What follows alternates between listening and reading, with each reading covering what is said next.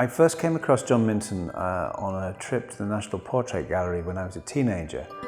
I saw the self-portrait and I was immediately struck by the sadness, the melancholy of his expression, his huge wet eyes. I was just arrested by it across the room. Always been very interested in mid-20th century art, and I find it as a sort of under-examined period, and obviously the romanticism of Soho and Fitzrovia in the 50s. He's a sort of perfect way into that world, you know. He knew everybody. He was famously the life and soul of every party. So you can splinter off him to Freud, to Bacon, to the Roberts, to Keith Vaughan.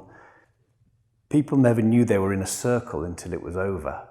But you look back now and you can't quite believe that all these people used to just hang out together.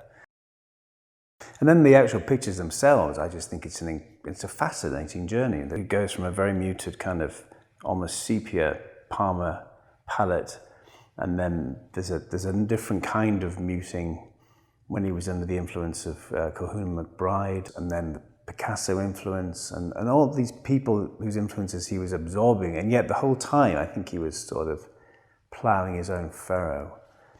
I love the colours of the later pictures. I love the idea of that sort of vibrancy exploding in a post-war world, and I suppose just being able to look at it and chart what was going on in his head and his journey towards self-destruction.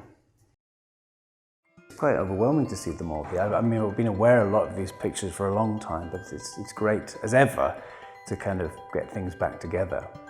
You sometimes think of them, they haven't been in the same room since they were in the studio together, and it's in itself quite a moving idea.